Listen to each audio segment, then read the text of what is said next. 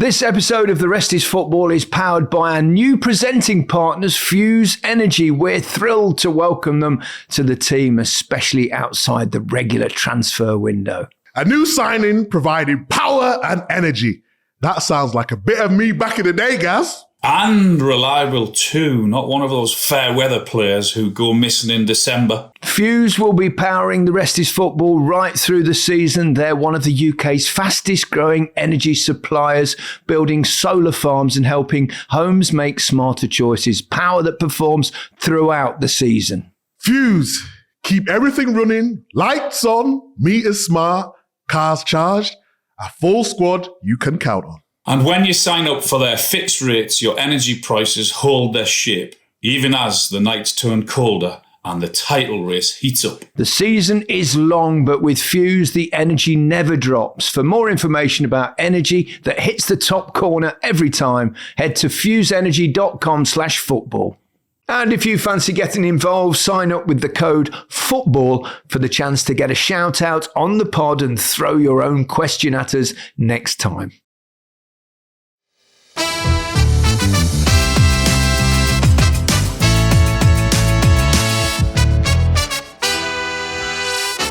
Hello and welcome to the Rest is Football question and answer episode with, just Micah and myself, Gary Lineker today. Hold on. Where's Al again now? This is embarrassing now. Right. The only day I take off is when I can't physically do it. And that might be I'm at work or I'm travelling back from work. And even when I'm travelling back, you get me in the car. He's sunning himself in Barbados or wherever he is. I don't even know where he's staying, probably Sandy Lane. You're telling me he can't just come on for 20 minutes? He's 5 hours behind. I don't think he likes to get up early in the morning nowadays. He's getting old. He's catching me up. Yeah.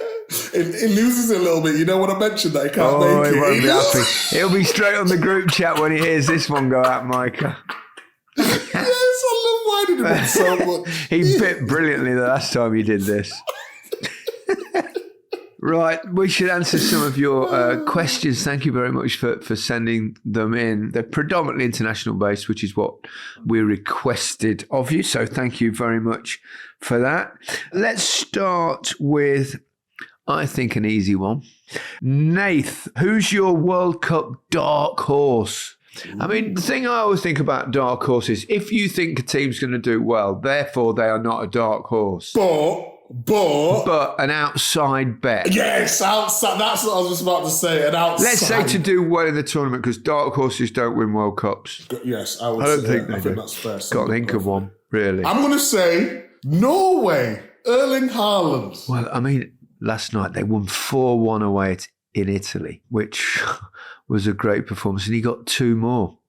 He got 16 goals or something in 8 qualifying games. In terms of out-and-out goal scorers, this fella's an absolute machine. I just think they've got decent enough players, though. Ødegaard.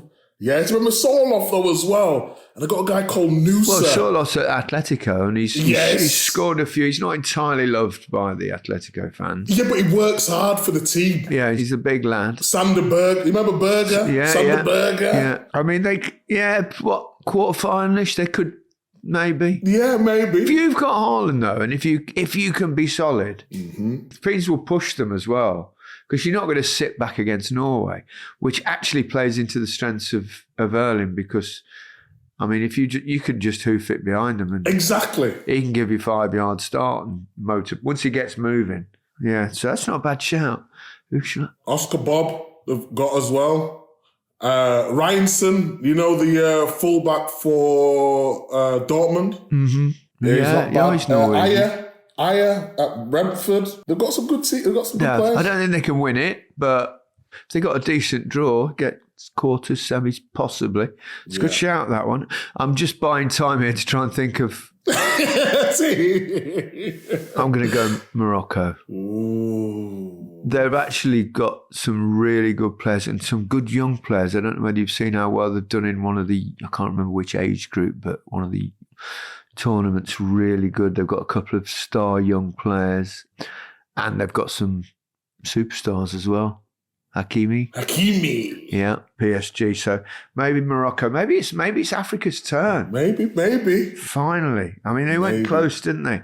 They played brilliantly 3.5 years ago. So I'll go with that. You just got to think, haven't you, guys? Hot weather. Teams who can cope with the weather. It's going to be boiling over there in the summer. It will be, yeah. So obviously they play in Africa. It's really hot when they play. So, but the thing is that the teams do. I mean, I remember when we played in '86 in Mexico. And I'm sorry to harp on about that, Micah, but we used to train in steam baths and at altitude to try and deal with it. Steam baths with Bob. We thought, what the hell are we doing here? We're all like doing press ups and push ups and running on the spot, because obviously you can't run much in a bloody steam room. There's not much room, and we were just to get your sweat glands used to acclimatise. I mean, I don't know what the science is in that, because there wasn't much science involved in training back in 1970. But I think Bobby just thought, well, steam rooms are hot. Maybe if we run around in there, that will help us. And then we had to train at altitude, and we had the difficulty of coming down to Monterey, which was not that high, a couple of thousand feet, for the group games, and it was 40-odd degrees centigrade, which I've mentioned before, is ludicrous. And then we had to go to Mexico City, which is just over 7,000 feet, and cope with the altitude. And we did all right. And if you think about it, Micah, World Cups are always hot. Really? I thought, funnily enough, everyone feared the Qatar World Cup of being too hot, but it was their winter. So when it's in the southern hemisphere, it's not necessarily, it can be quite cool. But if you're playing in the northern hemisphere, even in Europe, it's so hot. Russia some of the games were unbelievably hot. So I'm not sure that's much of an excuse. It depends though, doesn't it? If you can play in the heat if you keep the ball. If you keep the ball, you've got no problem. Yeah. That's why Spain always do well no matter where they play. Exactly. It really is. I mean, actually, the South Africa World Cup was pretty cold most of the time, bizarrely, because it was the winter, but they still kept the ball because they were quite a good team. Oh, I think this one's aimed at you. I don't know whether I'm right, Micah, but Lewis Clark asks, what's the best dive in the Premier League by an English right back? That was shown the other day on somewhere. Where did I see that? Was that on CBS? What was I doing? Yeah, it was on CBS. Carragher did you, didn't he? Proper did me. I was playing for Aston Villa and I was going on a marauding run. You know how I was doing? Dropping the shoulder, left, right. Yeah. And I was playing against a teammate, Glenn Whelan. We were teammates at Aston Villa. He was at Stoke at the time. And I knew he was going to come in and smash me because he just loved a tackle. Yeah. So I thought, let me try dive out the way. But then in the end, he stopped. So I just looked ridiculous. And I saw I was in the air. I was like a fish out of water. An embarrassment. Sorry. Every time I look at that, I cringe. To be honest, though, that has happened once or twice. If you think you're going to be smashed by a player, the thing you want to do is get your feet in the air. Correct. If your feet are stuck down, that is dangerous. So one of the arts of taking hits, particularly as a forward, because we take more. And sometimes if you're running and doing that, it does look so much worse than it actually is. But I have to say, your one, it was, I think it is the best dive in the Premier League. It's not an international dive, but I thought I'd allow that one in anyway. McGibb, who wins? 2002 Brazil or 2010 Spain? Oh, my word. Oh, dear. Brazil. That Brazil team was unbelievable. I mean, I could go back to 1970 Brazil. I know, same World Cup. I mean, Tostão, Gerson, Pelé, all those. Oof, Carlos Alberto. What a team that was as well. But 2010 Spain, well, I mean, you think of the players in that team. Xavi, Iniesta. Busquets. Ramos. David Silva was in David that. Silva. David Villa. David Villa was unbelievably good. Our friend of the pod, Cesc Fabregas. Wow. Who was injured for a bit of the tournament, then came on, got the assist, didn't he, for Iniesta. in the final when the Dutch tried to kick the shit out of them. That's with Nigel de Jong, didn't he? He got a yellow card. It should have been a red. It should have been a red. The chap who's now in charge of VAR in our country. Oh, is it? Yeah. Was it Howard Webb, was it? Howard Webb, yeah. I don't remember that. I just remember us hammering de Jong. Wasn't it the game he gave 3 yellow cards as well or something stupid? Oh, yeah. That was a bad game. Yeah, I do remember it now. I mean, they made it an awful final, but for flamboyance, so that Brazil team. The Brazil team, that's Ronaldinho, Ronaldo, R9. I mean, what a side that was. Actually, England ran them really close in that quarterfinal. They got a goal up, didn't they? Michael Owen scored, didn't he, early? Yeah, but then Ronaldinho bent one into the far corner. Yeah, top corner from the free kick, although a lot of people claim it was a cross. But he was too good a player to be that, I think, to be that far out with a free kick. What a team. What a team. I'm going that team. That's my favourite team, I think. I think I'd probably go that, but I'd actually probably go 1970 though, because nostalgia. And it was the first World Cup I ever watched on telly. Oh, really? Yeah. I was only 9. How many channels did you have back them days? I'm not even taking a mic. Yes, you are. No, seriously. Look, now, even from when I was a kid, if you missed something coming back from school, you didn't get a replay. Yeah. EastEnders was a replay, didn't it? You had one on Sunday, then a couple through the week or whatnot. But then now you've got YouTube, you've got Netflix. Well, you've got a million channels, all the streamers. Yeah. I can't remember when BBC Two started, to be honest, but it was BBC One. And from what I can remember, when did ITV start? I'm not quite sure. Let's say there wasn't a lot to choose from, but and to watch the World Cup, which was live football.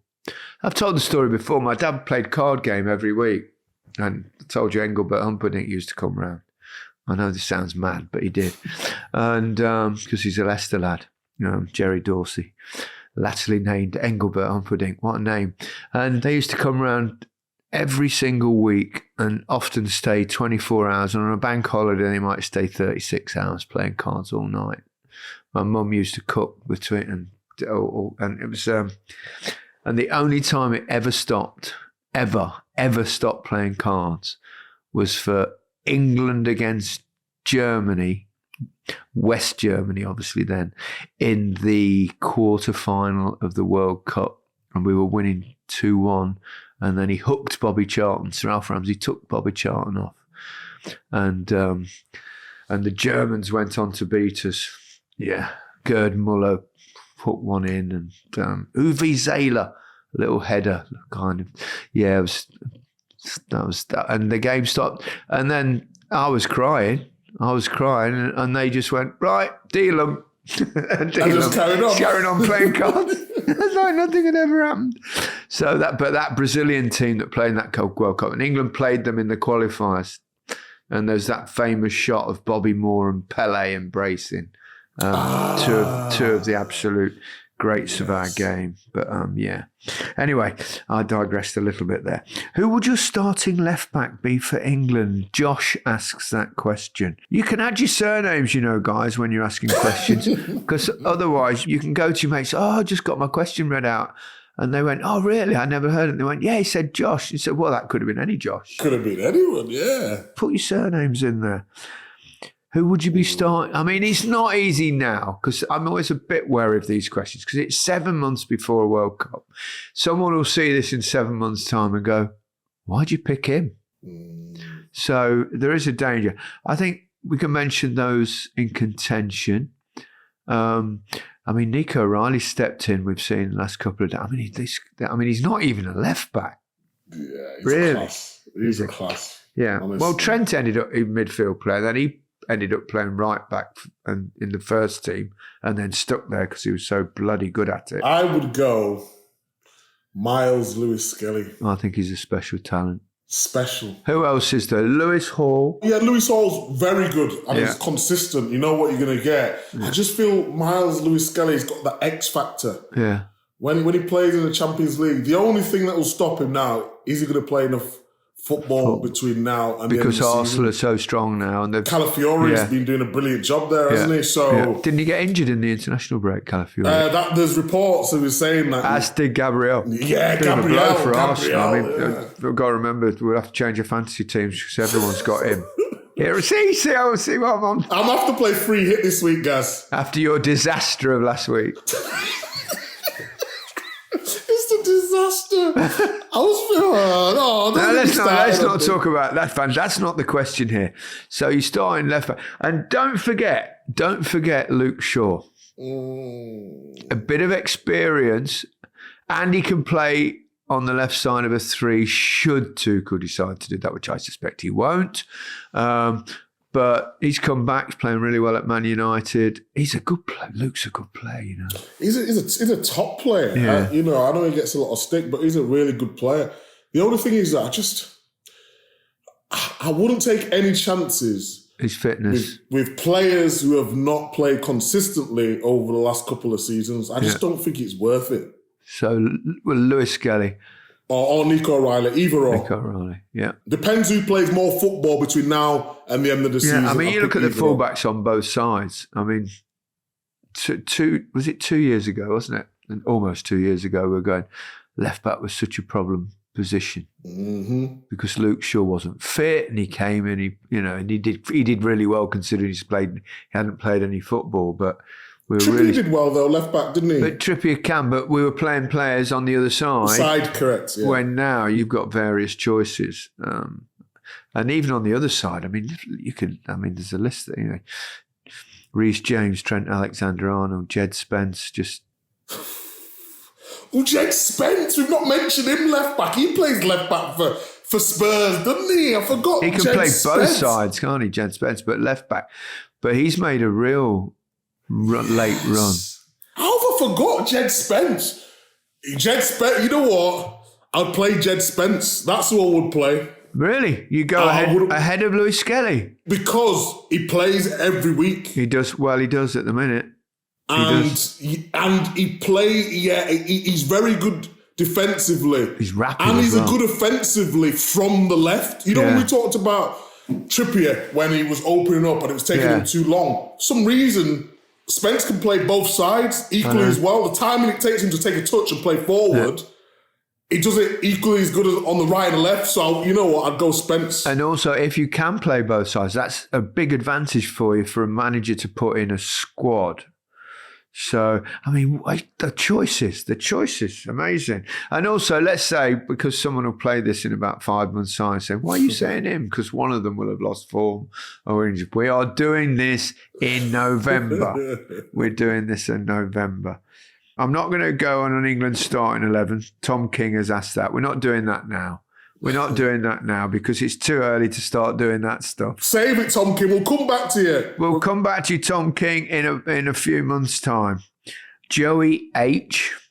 What's the best goal ever scored at a World Cup? Ooh, let me guess who you're going to say. You're going to say Diego Maradona. Diego Armando Maradona. Yes, I knew it. I mean, there are other goals we've seen in the history of football that are slightly similar, where someone's pretty much beat half a team from the halfway line and knocked it in. But I think you have to take into consideration the occasion. Quarter-final of a World Cup on a pitch that was a cabbage patch. And it was against England. The two countries had been at war just a few years, 2 or 3, 4 years before that, the Falklands, or Las Malvinas, as they like to call it. It was sort of more than just a football match. And then also added to the fact that he just punched one in just a few minutes before. I think it also made it, for me, until possibly the final of the World Cup in 2022, the most famous or infamous game of football in the history of the sport. But to do what Maradona did on that pitch, it's funny, Peter Reid texted me the other day. He's invited me very kindly to watch an Everton game at the new stadium. He says, I've got to come and see the new stadium. So I'm going in a few weeks' time. He said, "Are you still okay for the game?" I said, "Yeah, I'm in Mexico at the moment." And I'd just been to the Azteca Stadium. I said, "I've just been in the stadium where Diego Maradona ran away from you from the halfway line." And it was a bit unfair to remind him, but I would say that one. What would your choice be? I don't expect you to argue with me, or it doesn't matter, but your choice. I'd probably go with that one, but... Yeah, you weren't even born, were you? Maybe James Rodriguez. Do you remember that? Oh, the chest and volley. The chest and the volley. Turn the volley, for Colombia. Against Uruguay, 2014. The way he did it and the technique, everything about it, shaped up nicely, didn't it? The technique was outstanding, so I'll probably go with that one. I remember one of Bobby Charlton's in 1966. Was it the semi-final, the one he just drilled like woof?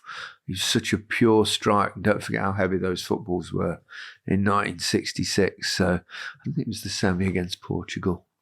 It might have been one of the other games. Here's one for you. I'm going to throw this one in. The goal... But we do know what this goal is because we chatted about this chap because he was a massive fan of yours. There's a clue, Micah. Do you know where I'm going with this? Yes, Carlos Alberto. Alberto, the fourth and final goal in the final against Italy when they smashed them in 1970 in the World Cup final. And the move, if you watch the whole move, it was unbelievable. And Pele just put his foot on the ball, didn't he? Waited for Carlos Alberto and just slotted, and he drilled it in the far corner. I think that was a good goal. I think we've named 3, so that's not bad. And then later on we'll go, forgot that one. Forgot that one. I've seen a lot of World Cup. This question is brought to you by Fuse Energy, our new presenting partners here at The Rest is Football. We are very pleased to have them on board, a proper addition to the squad. Every month, Fuse are giving their customers a chance to send in a question for us to tackle on the show. To kick things off, we have a brilliant one from George. He's a professional wildlife photographer just back from a trip to Zambia.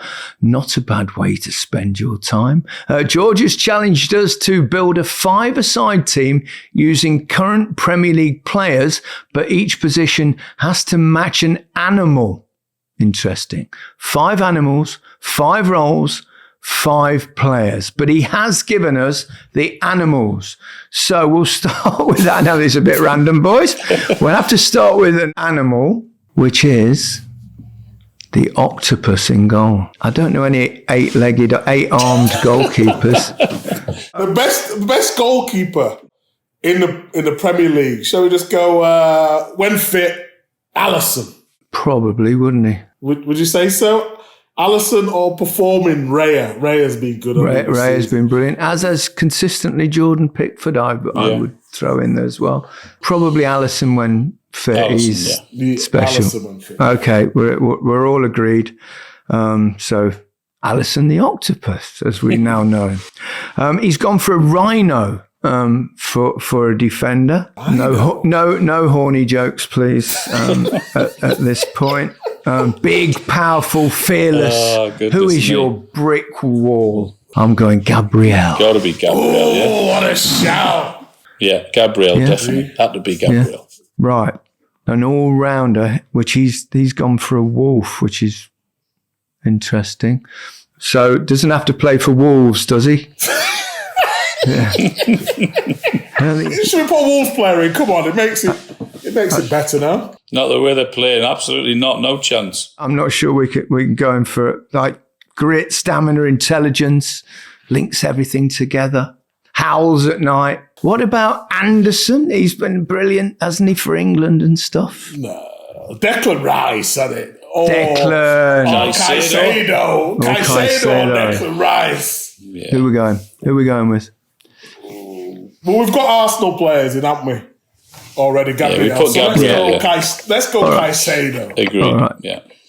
Moses Caicedo. It's excellent. Okay. The playmaker, he's gone for an eagle. Wharton, Eagles. Hey, Al's come out. Whoa, don't Al. Finally, he's come to the party. He's fine. Yeah. Come on, lads, liven up. It took you about 10 seconds to get that one. Al's a bold eagle himself, so. What about Bruno? Which one? Yes. Fernandes. Oh, Gimenez, come on, you got the wrong one, guys. Fernandes. He's a magpie, not an eagle, for crying out loud, Alan. Get it right. Very good, guys. Very good. Right, on to the easiest one. The cheetah. Cheetah. That's unfair calling strikers cheetahs. Oh, the animal. Explosive pace. Easy, Haaland. Ruthless finishing.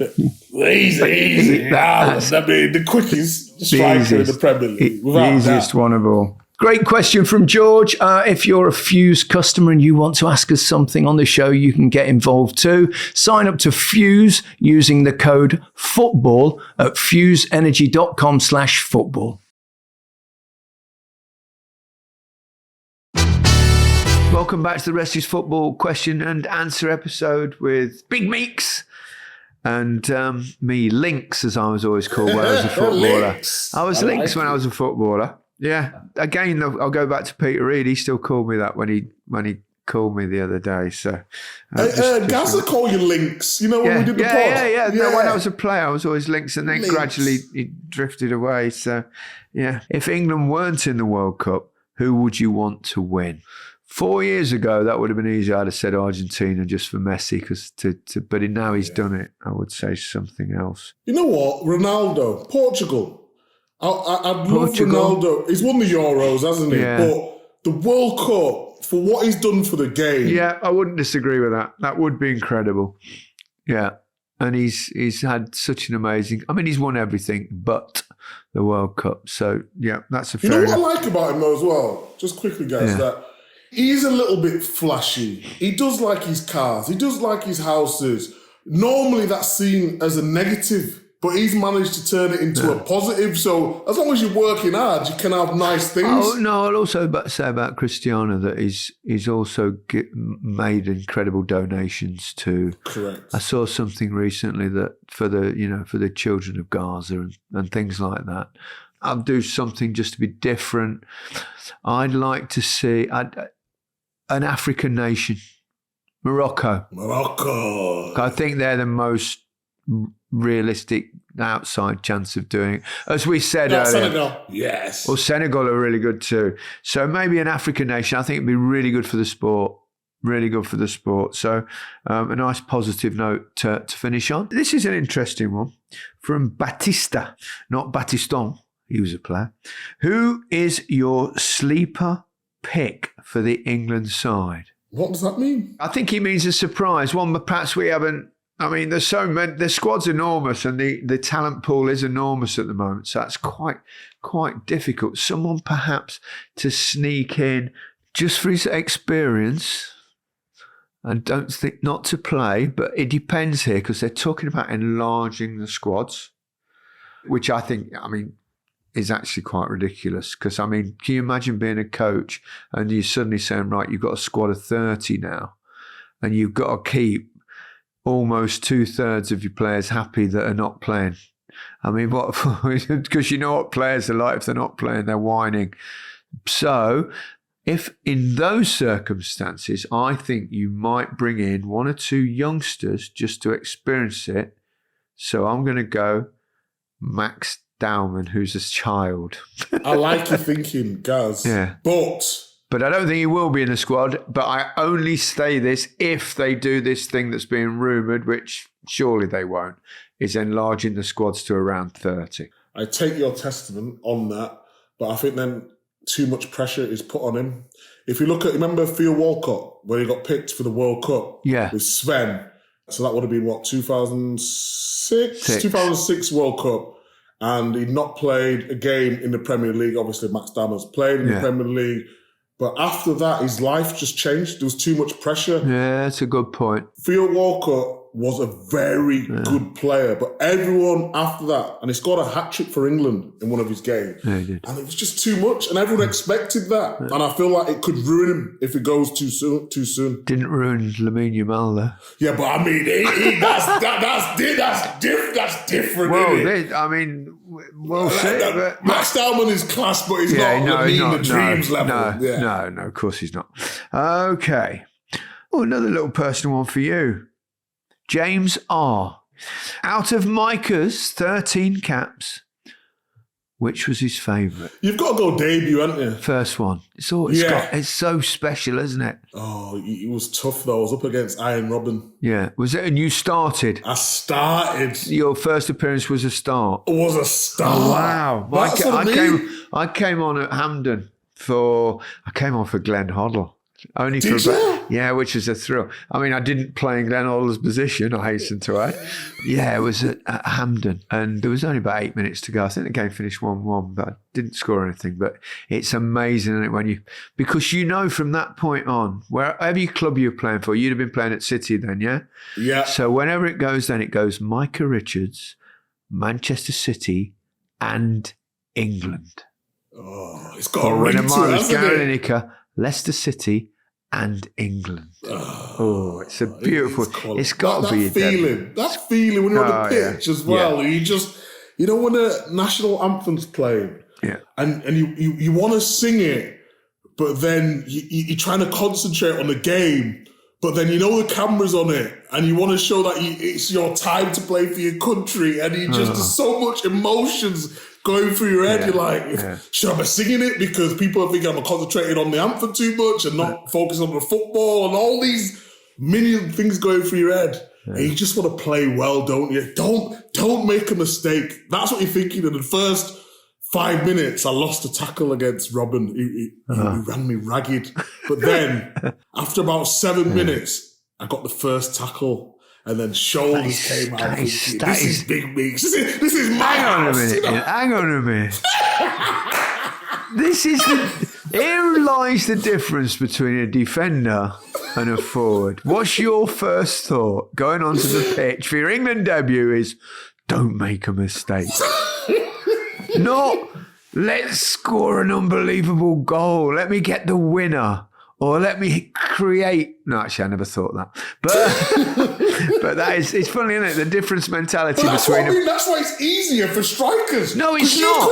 It's easier to stop. It's easier to stop stuff than make stuff happen. I like the analogy that Michael already used on a podcast as well. Yeah. He said it's easy to tear down a house rather than architect building it or whatever. I thought it was really good. Yeah, I did. But you could have a stinker for 90 minutes and get a tap in at the back post. Yeah. Gary Lineker saves England. I could have a Hang on a minute. Can we just stop there? I like that headline. I could have a worldie for 90 minutes. Make one bad decision in the game. Richards, not good enough. Should be back with a 21. Well, what do you want the headline being? Micah Richards stops Iron Robin from making a cross. Oh, well done. Oh, good stuff. We've got time for just one more. Last question. Luke West has asked, I'm not going to answer this, but it's quite funny. Would England be a better team without Harry Kane? No, they would. Harry's in fire, man. Harry's playing brilliantly. He looks fit and fresh as well. Let's hope he goes into the World Cup in this kind of vein. Okay, Micah, that's it for this episode. Thank you once again for sending in your questions. We'll do a few more of these and answer one or two more of the ones you've already sent at some point. But for now, goodbye from me. And goodbye from me. Have a good rest of the week.